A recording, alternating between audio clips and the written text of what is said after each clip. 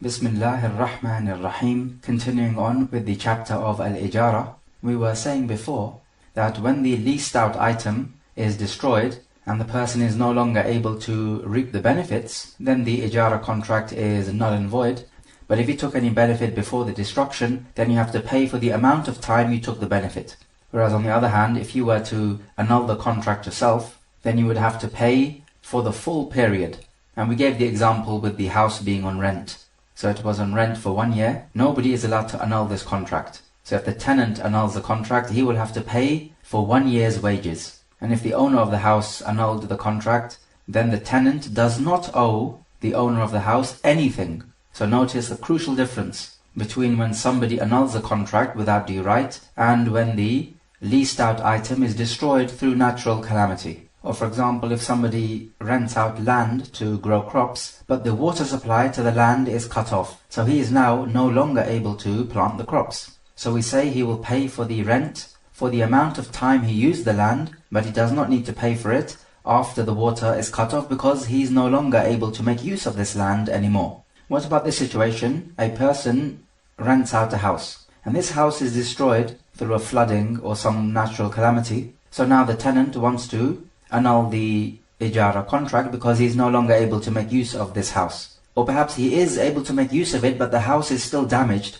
and he does not want to live in a damaged house. So now he is able to annul the contract. But what if the owner of the house says, okay, I'll fix the damages and this will not harm you? In a case like this, the tenant does not have the right to annul the Ijara contract and he is bound to it. Remember that the Ijara contract is a binding contract. So we say as long as this defect in the house will be eradicated by the owner of the house without any harm, loss or injury on the part of the tenant, then the tenant does not have the right to annul the Ijara contract. And when it comes to talking about Al-Ijara, let us talk about hiring somebody to work. There are two types of people who are hired to work. One is a private hiring, so this is a person who hires somebody privately to work for him. And the second type of person who is hired is one who puts his services up for public benefit. For example, a tailor. He will have his own shop, and anyone who wants to make use of him can do so.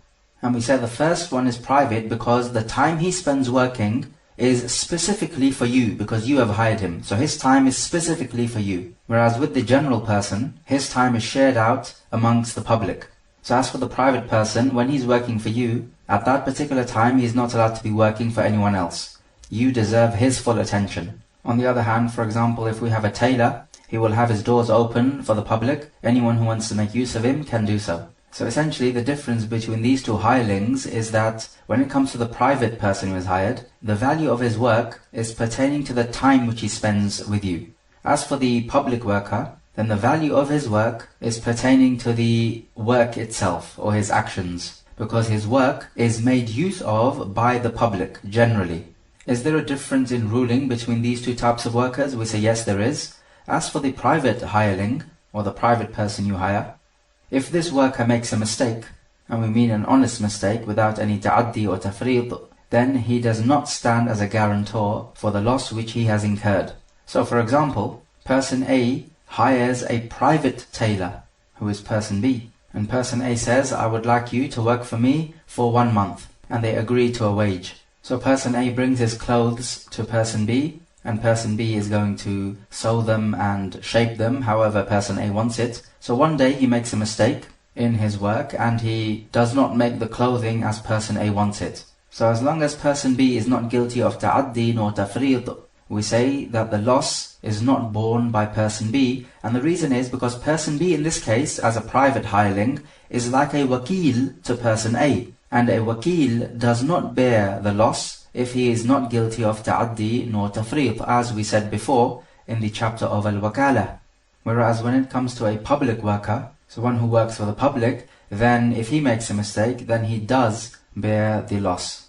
Also, when it comes to a hajjam, the one who does cupping, and also a tabib, which is a doctor, and likewise a vet, which is an animal doctor, then these people, if they make a mistake, then they are not guarantors for any loss. But this is due to conditions. Firstly, that they are not guilty of at-ta'addi nor tafreed, and secondly, that they need to be known for their skill. So if he's a doctor, he needs to be a qualified doctor. If he is somebody not qualified in medicine and he starts to treat somebody and makes a mistake and gives somebody the wrong treatment or causes some damage or loss or harm, then certainly he does stand as a guarantor, but if he is qualified, then he does not. So notice these two conditions then for a doctor, that firstly, he is not guilty of ta'addin or tafreed, and then secondly, he is qualified in medicine. So if somebody like this makes a genuine mistake, then he does not stand as a guarantor. So for example, if he was treating somebody in an operation, for example, and the patient died, then we would not tell the doctor that you owe blood money because you accidentally killed the patient. As long as the doctor fulfills these two conditions, then we do not make any demand from him. But let's say if a doctor prescribes the wrong prescription and the patient suffers a loss, then in this case the doctor is a guarantor for any loss or injury, because here the doctor is guilty of doing that which he is not supposed to do. We do not say that the doctor is guilty of being sinful before Allah Jalla wa Ala because it was a mistake. However, when it comes to guaranteeing a loss for another human being, then this is a separate issue entirely. Whereas if you have a non-qualified person who operates on another person, then even if he's not guilty of ta'addi and tafreed, and he causes any type of loss or harm whatsoever, then he is a guarantor. And the reason for this is, he was doing haram in actually operating on a person without himself being fully qualified in medicine. Just in the same way, a person giving a fatwa when he is not qualified to do so, he is committing a sin either way. Even if he gets the fatwa correct, he is still committing a sin because he should not be giving a fatwa without due knowledge. What about a person who is not skilled or qualified at circumcising and he performs circumcision on a baby, and even if he does it properly and he cuts off the foreskin, but because of the circumcision the area becomes infected and it spreads and kills the baby, does this person stand as a guarantor because he performed the circumcision properly? It's just that the baby died afterwards through some germs spreading because of a wound. We say in this case he does stand as a guarantor because he should not have performed circumcision in the very first place because he's not skilled at doing so. If person A, let's say, gives his animals to person B to graze them, if person B leaves these animals at the bottom of a valley where it is likely to flood, and it does flood and the animals are destroyed, does person B stand as a guarantor? The answer is yes. Why? Because he was guilty of at-ta'addi, which is to say that he did something he's not supposed to do. If the animals are destroyed through no ta'addi or tafreed on his part, then we say because person B is a wakil to person A, he is an ameen, and an ameen, who is a trustworthy person, is not taken into account unless he is guilty of ta'addi or tafreed. What about the person who is a general hireling, meaning to say, he's not a private person for hire, rather, his work is for the general public. Anything which he destroys of the wealth of the public, then he stands as a guarantor. However, if something is stolen from his shop or from his building, after he locked it and secured it properly, then does he stand as a guarantor for this loss? The answer is no, he doesn't. So if we have, let's say, a general tailor who opens his shop for the public, and somebody comes along, gives him a piece of clothing, and he says, I would like you to make some trousers from this clothing. And so the tailor, instead of making trousers, he forgets and he makes a shirt. So in this case we say the tailor does not deserve any wages. And because he ruined the clothing of the employer, he has to stand as a guarantor for this loss. So in a case like this, the person made a shirt and he should have made trousers. He will take this clothing, which is a shirt, and he would have to transform it into trousers. Or if they agree, the employer can take the shirt, even though he wanted the trousers, and the tailor could make up for the loss. So the tailor would give the employer the money, which is the difference between the shirt and the trousers. So they could do any one of this, depending on what they agree to. What about if the shop of the public tailor is burnt down, through no fault of the tailor? We say in this case, this tailor does not stand as a guarantor, because he was not guilty of a ta'addi nor tafreed. Now the question is, does he deserve wages though? Because let's assume that he did do some work on the clothing, and he did what the customers asked him to do. Now before he could deliver the final clothing to the customers, the shop was burnt, through no fault of his own. Does he deserve the wages for his work or not? Some scholars say no, he does not, because he did not actually deliver the clothing to the customers, so the customers have not benefited from him. And other scholars say, yes, he still deserves the wages, because he did do the work as demanded from him. And this is the stronger opinion, that he does deserve the wages. As for the clothing being destroyed through the fire, then this would have to be at the expense of the owner of the clothing, meaning the customer. But as for the tailor, then he does deserve the wages because he did do the work. And we say about the wage of the ijara contract is that when you make the contract of the ijara, then it is wajib for the employer to pay the worker his wages because of the contract which is made. However, the worker deserves his wages after he performs the work, not before, unless they agree to it otherwise. So let's say if you rent out a house, we say it is wajib upon you to give the rent because of this contract which you have made, but you don't have to give the rent until after you have made use of the house. So if you're going to give a monthly rent, then you would give the rent not at the beginning of the month because you have not made use of the house, rather at the end of the month when you have made use of it. So this is when the owner of the house deserves his rent money.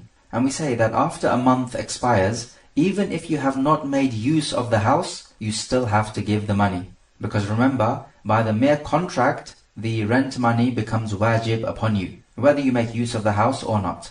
What happens in a case of a fasid ijara contract? So for example, person A gives person B to person C, so that person B will work for person C, and person A will take the wages. So person B is being treated as a servant here. Now person B is a free person. You're not allowed to sell a free person, nor are you allowed to lease him out. So in this ijara contract, it is fasid, because you're not allowed to treat a free person like a servant. So you're not allowed to lease out a free person, whereas you are allowed to lease out a servant. So if a case like this does happen, then clearly person A is sinful. Person C would also be sinful if he knows that person B is a free person. But now person C has made use of person B. He has taken the benefits of the work of person B. We say in a case like this, because the ijara contract is fasid, person C does not pay the wages as agreed. Rather, he pays to person B what a person of the ability of person B would normally take in accordance with the customs. So we would say, let's suppose person B is working for person C in a particular job. In our customs, what would be the wage of person B? And whatever the customs decide is the wage, then this is what person C must pay person B. And this may not be the same as the price agreed to in the ijara contract. Remember, the ijara contract is null and void. So let's say the price in the ijara contract was £100, but in the customs, if a person of person B's status was to work, then he would earn £200. So we say in a case like this that person C needs to give person B £200 and not the £100 which he agreed to in the ijara contract. Why is this? Because the ijara contract is null and void. That's why. But just because it's null and void, we don't say that person C does not owe anything. No, rather he does owe something because clearly he has made use of the services of person B. So this is the case if person C knew that person B is a free man and not a servant. In the case where person C thought that person B is a servant of person A, then we say in this case, person C would give person B £100, because from the side of person C, this contract is correct, because he did not know that person B is in fact a free man. So he will give £100, but remember, the wage for person B, in accordance with the customs, is £200, so the other £100 is going to come from person A.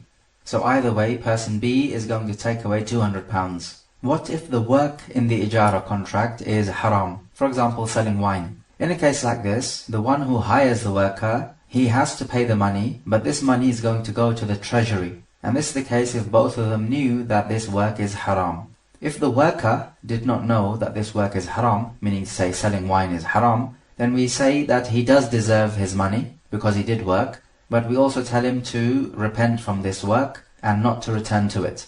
So notice the difference then between the two outcomes, depending on whether the worker knew that this work was haram or not.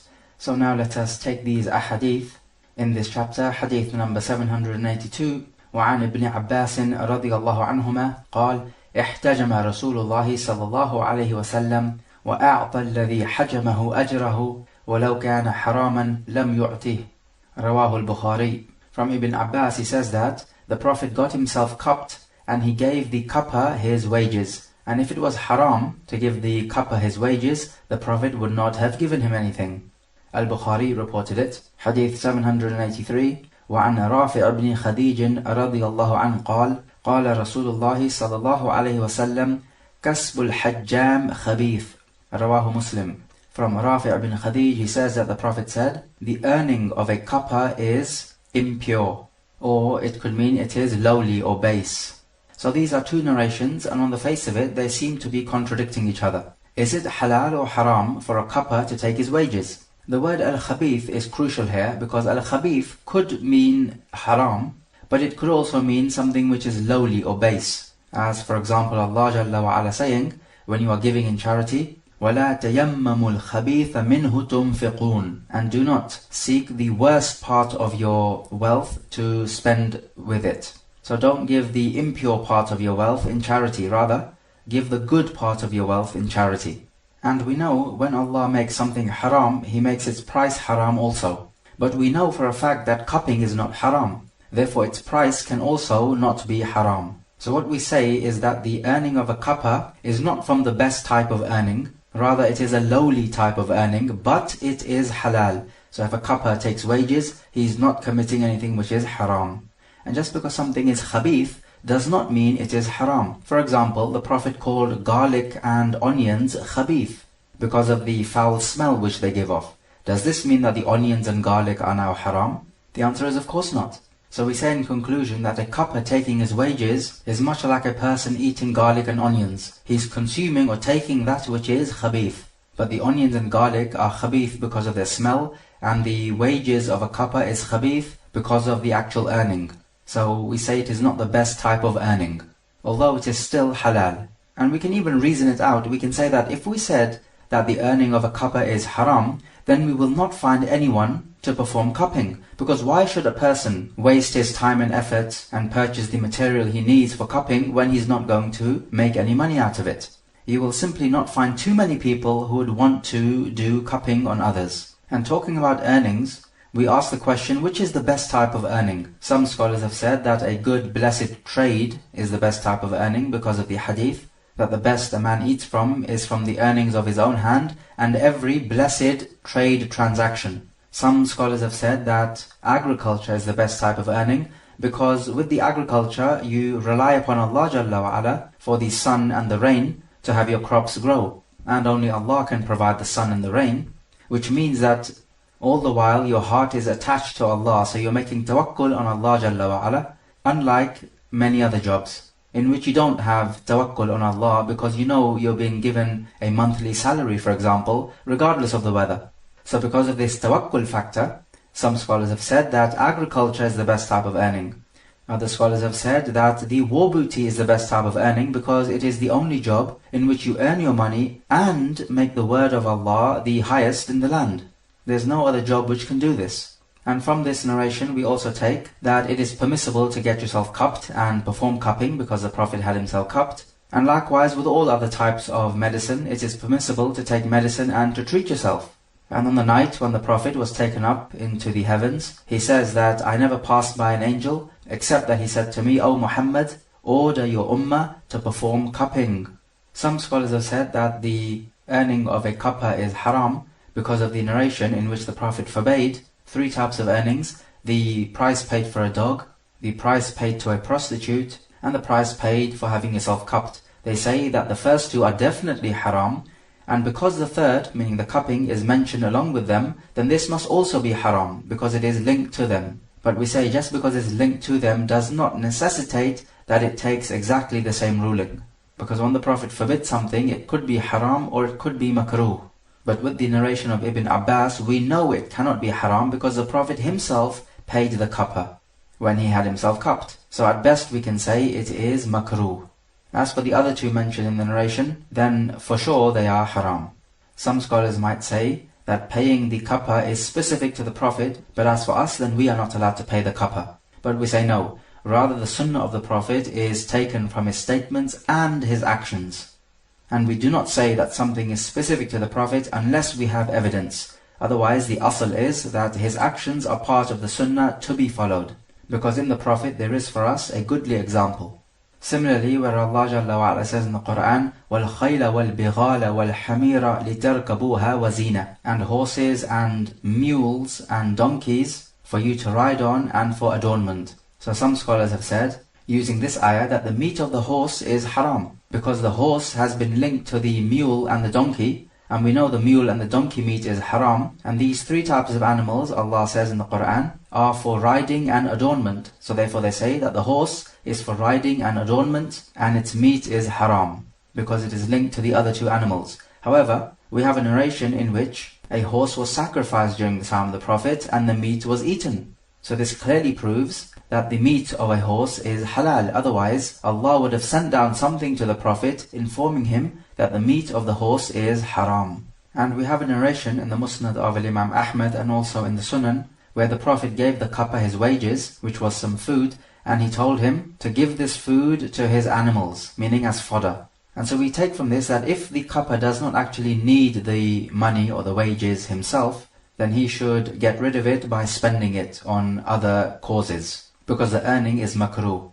But as for if he needs the money himself, then we cannot say it is haram for you to make use of this money. Hadith 784. وعن أبي هريرة رضي الله عنه قال قال رسول الله صلى الله عليه وسلم قال الله عز وجل ثلاثة أنا خصمهم يوم القيامة رجل أعطى بي ثم غدر ورجل باع حرا فأكل ثمنه ورجل استأجر أجيرا فاستوفى منه ولم يعطه أجره. Rawahu Muslim. From Abu Hurairah, he says that the Prophet said, Allah Azza wa Jalla says, there are three people whom I will be their adversary on Yawm al-Qiyamah. Number one, a person who gives an oath by my name, but then he proves treacherous. Number two, a person who sells a free man and he consumes the price. And number three, a person who hires another, takes his full work from him, but does not give him his wages. Al-Hafidh says that Muslim reported this, but this is a mistake. Rather, this hadith is found in Sahih al-Bukhari. So this hadith is a hadith Qudsi, because the Prophet is reporting what Allah Jalla wa Ala has said. Normally in the hadith, the Sahabi is reporting what the Prophet said. In this hadith now, hadith Qudsi, the Prophet is reporting what Allah said. As for Allah being his adversary, or somebody who is going to argue with him, then it may mean that Allah is going to argue with him, or it may mean that Allah is going to punish him for sure, even without arguing with him. And also it says this will be on Yawm al-Qiyamah, so in this there is evidence of Yawm al-Qiyamah. And we find that all three of these sins which are mentioned are therefore major sins, because a specific warning has been given. So let's go through these three sins. The first one, you take an oath by Allah, or you give a contract in the name of Allah, and then you break this contract. So this is like saying you don't have any veneration or respect for the name of Allah, in that you can easily betray your contract after giving an oath in the name of Allah. The whole point about giving an oath in the name of Allah is that you are venerating the name of Allah, and you are showing the other person how seriously you are taking this oath. So now if you break it, the only thing this shows is that you don't have any veneration for Allah Jalla wa Ala. Treachery itself is a major sin, so how about treachery after having taken an oath in the name of Allah? This is clearly even worse. And Allah Jalla wa Ala says in Surah Al-Ma'idah, Ya ayyuhalladhina amanu awfu bil-uqud. O you who believe, fulfill the contracts. Which means you are not allowed to be treacherous if you have given your word. And also breaking the contract is from the sunnah of the Yahud. Allah Jalla wa Ala says in the same surah, فَبِمَا نَقْضِهِمْ مِيثَاقَهُمْ لَعَنَّاهُمْ وَجَعَلْنَا قُلُوبَهُمْ قَاسِيَةً. And because of them breaking their contracts, we cursed them and we made their hearts hardened. And also we know when the Prophet would send out an army detachment, he would tell them that if you seize a people, and then these people want to have a contract between themselves and Allah, then do not give them this contract, rather give them the contract between them and you. Because it is better if you break a contract which is between you and them, rather than if you break a contract which is between them and Allah. So he's telling the army leader, give them your protection, do not give them the protection of Allah and His Messenger. Because breaking that contract, if you were to break it, is far worse. Then secondly, selling a free man and consuming the price. A free man can never become a slave unless he is captured as war booty. And the third sin here, this is the shahid of this hadith, that you hire a person and you don't pay him his wages. So the Shaykh is proving here that in an ijara contract, the wage becomes wajib upon you through the mere contract. And the worker deserves his wages, as we said before, after he completes the work.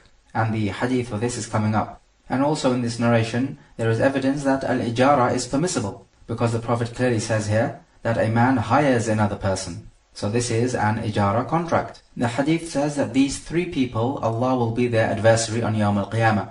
So can we take from this that these are the only three people? The scholars of Usul al-Fiqh say, when a number like this is given, it does not have an antithesis, which means to say the flip side of the coin. So it does not mean to say that anyone apart from these three people, Allah will never be their adversary on Yawm al-Qiyamah. No, rather, there could be other types of people as well, that Allah will be their adversary on Yawm al-Qiyamah. But these are three of the types of people for whom Allah will be their enemy or adversary on Yawm al-Qiyamah, or people against whom Allah will argue. Hadith 785, وعن ابن عباس رضي الله عنهما أن رسول الله صلى الله عليه وسلم قال إن أحق ما أخذتم عليه أجرا كتاب الله أخرجه البخاري. From Ibn Abbas, the Prophet said, the worthiest thing for you to take a wage for is the Book of Allah. Al-Bukhari reported it. Taking a wage for the Book of Allah, there are three ways in which this could be done. Number one, taking a wage simply for reciting the Qur'an. And this is haram, because here you're not benefiting anyone else. Reciting the Qur'an is done to benefit yourself and to hope for the reward in the hereafter solely. So to take a wage for something like this is not permissible, because then you're doing an act of worship for this world and not for the hereafter. One might ask, what is wrong with that? Allah Jalla wa Ala tells us what is wrong with that. He says, مَنْ كَانَ يُرِيدُ الْحَيَاةَ الدُّنْيَا وَزِينَتَهَا نُوَفِّ إِلَيْهِمْ أَعْمَالَهُمْ فِيهَا وَهُمْ فِيهَا لَا يُبْخَسُونَ. Whoever wants the life of this world and its adornments, then we will give to him in reward for his actions, and he will not be shortchanged in this world. أُولَٰئِكَ الَّذِينَ لَيْسَ لَهُمْ فِي الْآخِرَةِ إِلَّا النَّارِ وَحَبِطَ مَا صَنَعُوا فِيهَا وَبَاطِلٌ مَا كَانُوا يَعْمَلُونَ. They are the ones who will not have any share in the hereafter, except the fire. And all that which they did will go to waste, and futile was that which they were doing. Similarly, he says, مَنْ كَانَ يُرِيدُ حَرْثَ الْآخِرَةِ نَزِدْ لَهُ فِي حَرْثِهِ وَمَنْ كَانَ يُرِيدُ حَرْثَ الدُّنْيَا نُؤْتِهِ مِنْهَا وَمَا لَهُ فِي الْآخِرَةِ مِنْ نَصِيبٍ. Whoever wants the produce of the hereafter, we will increase the produce for him, and whoever wants the rewards of this life, then we will give it to him, but in the hereafter they will not have any share. So the point is this, if you are performing your acts of worship solely for this world, then this is from the traits of the hypocrites, and you will not have any share in the hereafter. And this is pertaining to those acts of worship which are only done for your benefit in the hereafter, like reciting the Qur'an. So for example, if a father tells his son, "Oh son, you have to pray, because you are old enough to do this now." And his son says, "I will only pray if you pay me for every prayer." Because he wants money, of course. So now if he accepts money for this prayer, then this is haram earning, and he's only praying for the money, he's not praying for Allah Jalla wa Ala, which is exactly what you should be praying for. We also have authentically in the Sunan from Imran ibn Hussein that the Prophet said, اقرأوا القرآن واسألوا الله به. Recite the Qur'an and seek reward from Allah. فإن من بعدكم قوما يقرؤون القرآن يسألون به الناس. Because after you there will come a people who will recite the Qur'an and ask the people for wages. So this is asking people for wages simply for reciting the Qur'an. Then the second way in which you can take money for the Book of Allah is teaching other people the Qur'an. Now this is permissible, and this is what the hadith is talking about, because here you're giving a benefit to other people, because teaching is definitely beneficial to the one being taught. And coming under this category also, you can teach the Qur'an to your wife, and this could be your mahar to her. Because when you give the mahar, this is actually something you give to her, and she gives you in return that she makes herself halal for you. So teaching the Qur'an can also be a mahar. And so when you teach the Qur'an, you are receiving payment from the wife. And the payment is that she makes herself halal for you. And we have specific evidence for this, of course, where the Prophet married one of his companions to a woman, and the mahr is that he would teach the woman some Qur'an which he knew.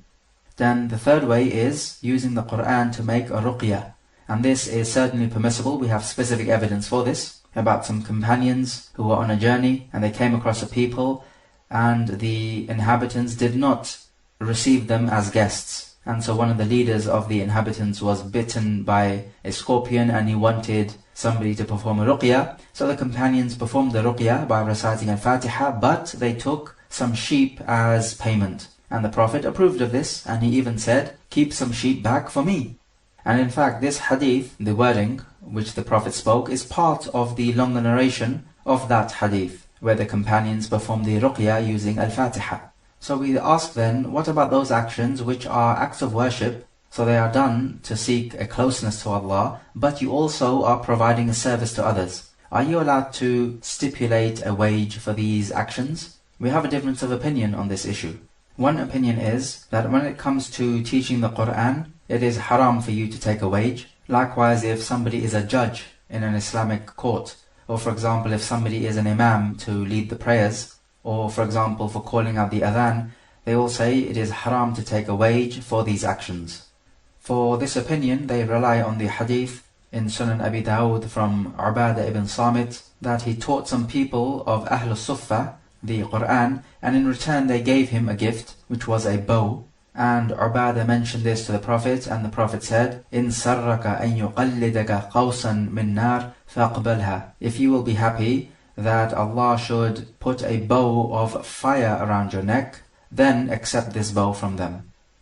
However, this hadith has been graded to be da'if because of one of the narrators, Al-Mughira ibn Ziyad. He is somebody who makes many mistakes. The majority of the scholars say that it is permissible for somebody performing this action to take a wage. So if you're teaching the Qur'an, or for example if he is an imam in the masjid or giving the adhan, and likewise when it comes to the actions for which you are performing a service. And for this opinion they rely on this hadith of the chapter, that here we have the companions who performed the ruqyah and they took a wage in return. So definitely reciting the Qur'an is an act of worship by which you draw closer to him, and if you are performing a service for this action, then it is permissible for you to stipulate a wage.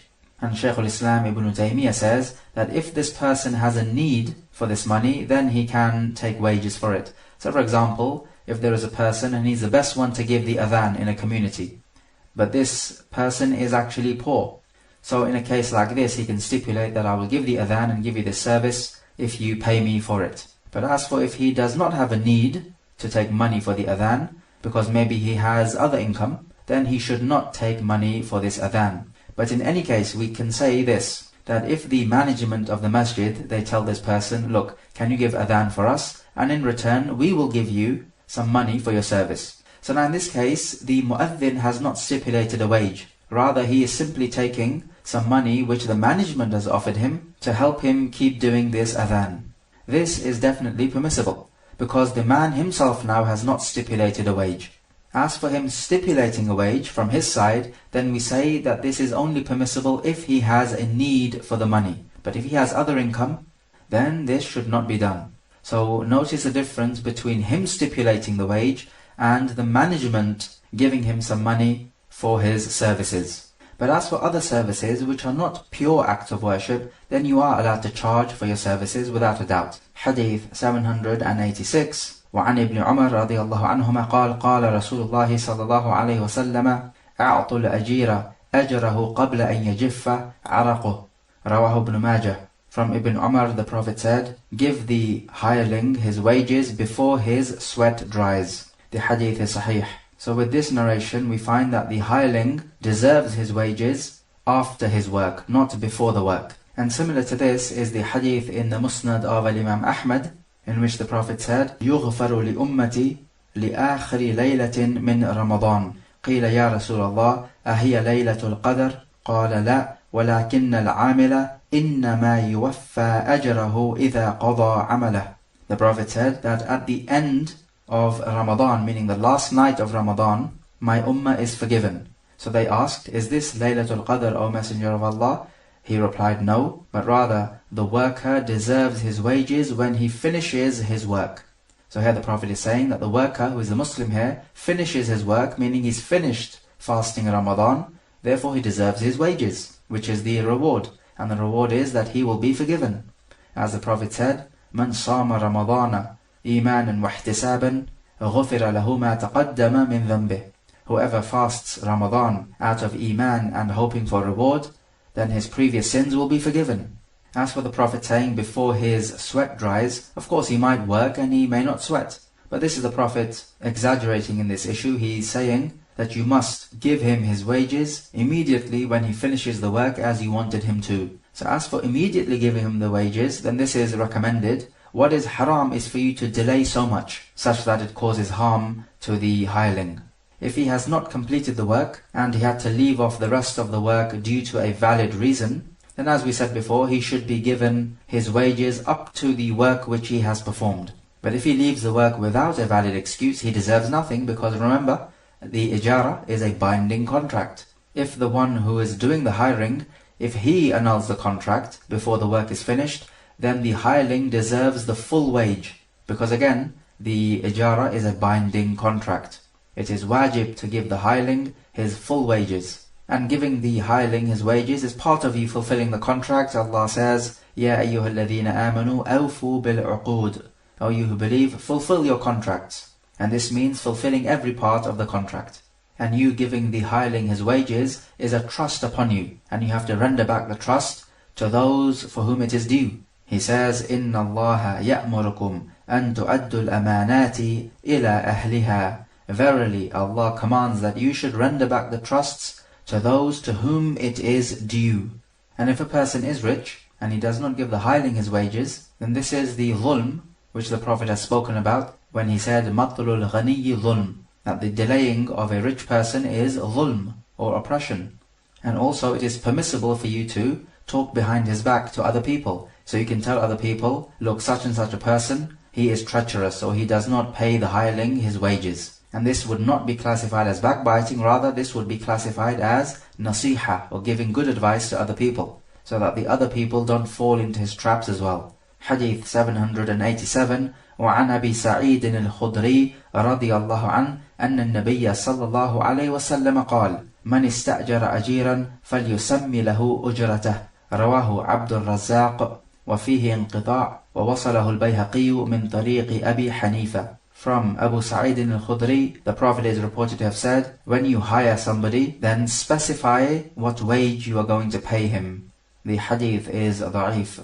We said that from the conditions for the ijara to be correct is that the wage must be known. And so therefore, if you're going to hire somebody, the wage must be known, and you must agree to it, because then this will prevent any argumentation later on. So the wage can be specified either verbally, or it could also be specified by the customs of the people. So maybe the wage for a particular work is well known. So even if you don't mention it verbally, it is known through the customs. But what about a situation like this? A person saves your wealth from being destroyed by a fire, let's say. Does this person deserve something from you?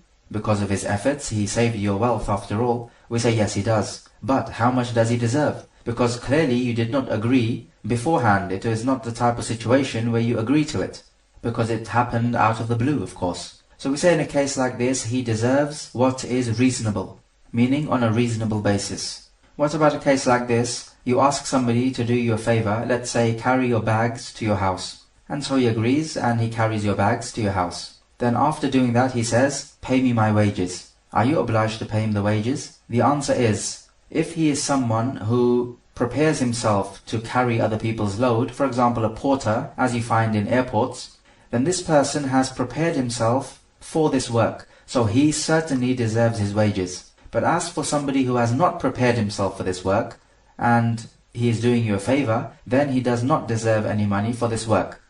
Okay, let us take some review questions. So question number 1. What are the two types of hirelings, and what are the differences between them? Question number 2. Discuss whether the wages of a cuppa are halal or haram. Question number 3. Discuss the concept of taking wages for the Qur'an.